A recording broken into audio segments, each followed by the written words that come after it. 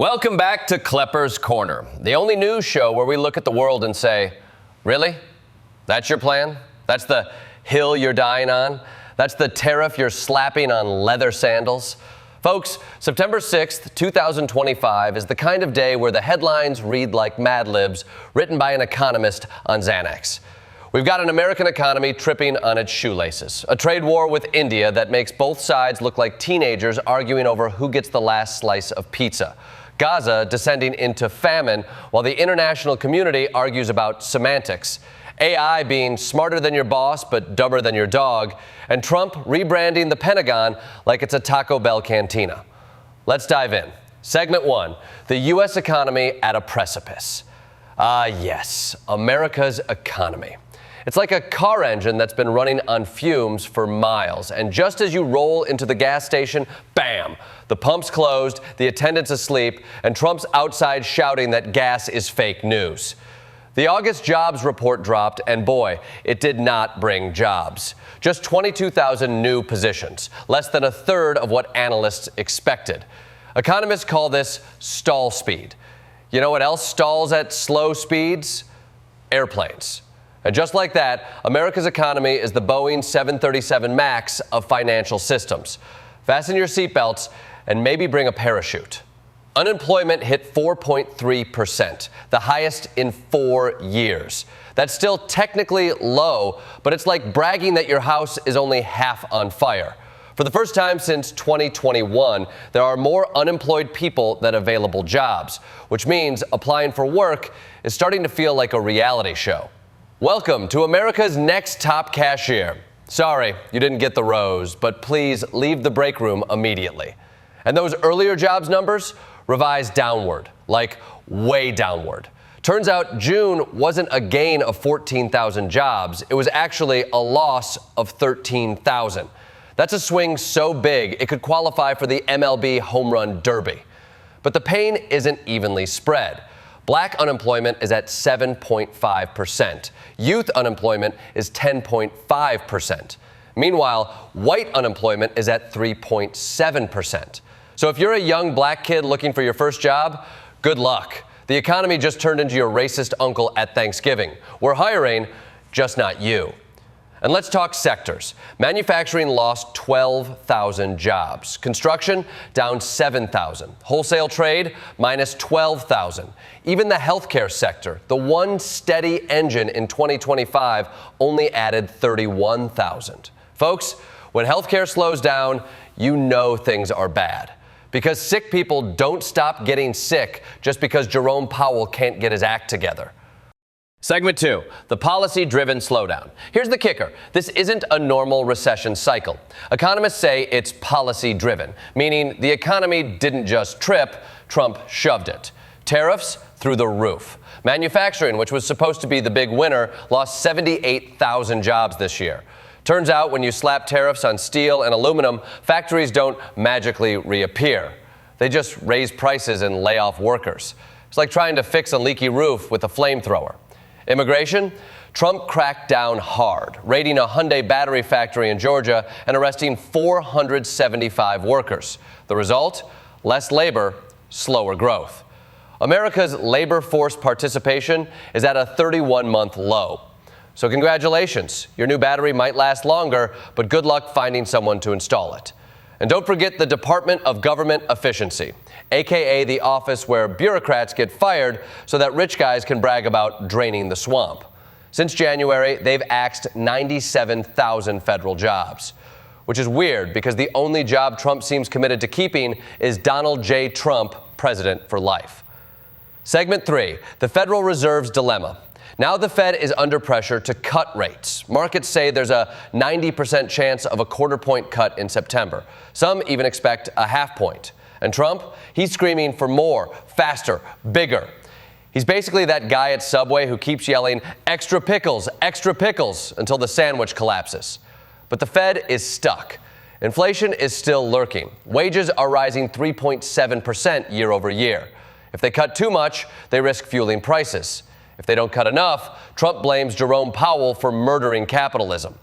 At this point, Powell probably wishes he could just set rates using a dartboard. Honestly, it might be more accurate. Segment 4, politicizing economic data. And in case you thought things couldn't get worse, Trump fired the commissioner of the Bureau of Labor Statistics. Why? Because she reported bad numbers.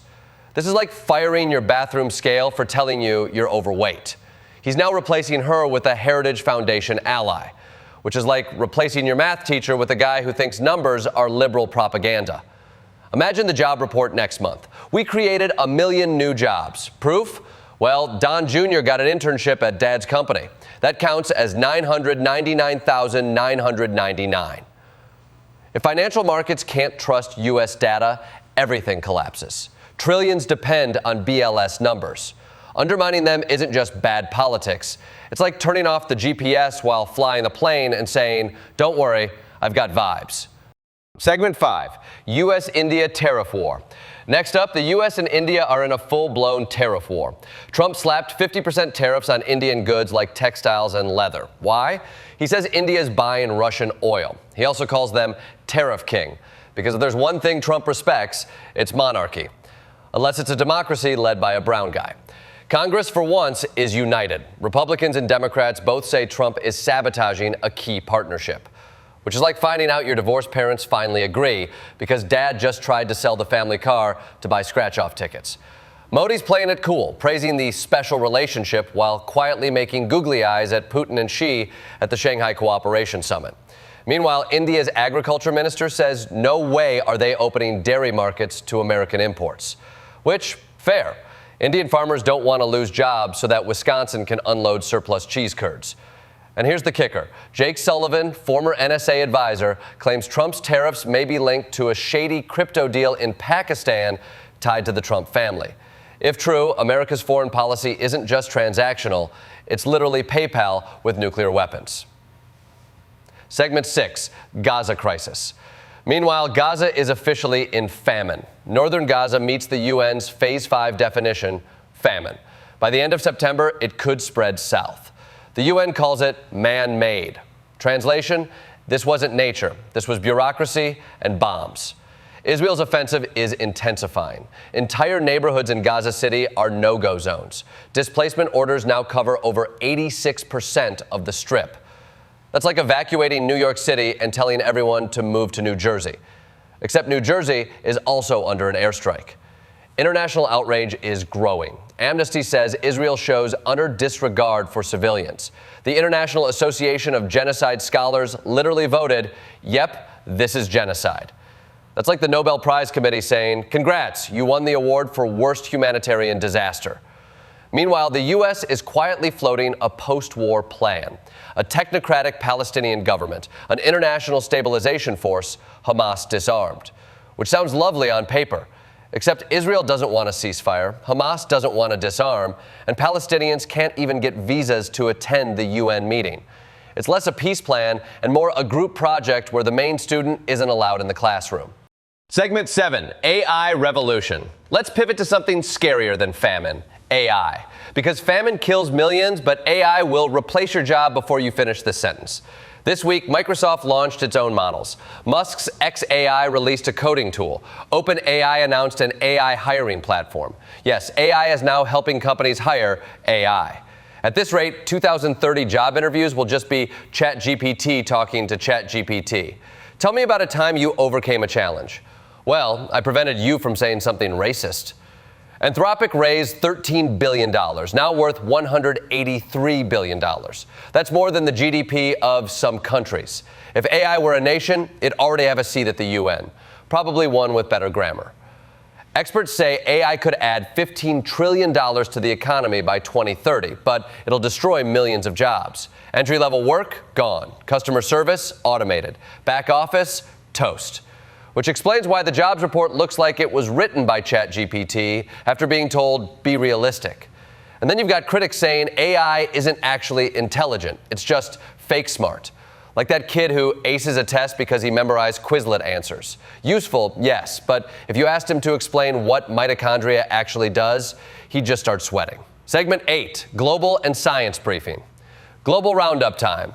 Trump rebranded the Department of Defense back to the Department of War because nothing screams peace through strength like literally calling it war. What's next? Renaming the EPA the Department of Polluting with Pride?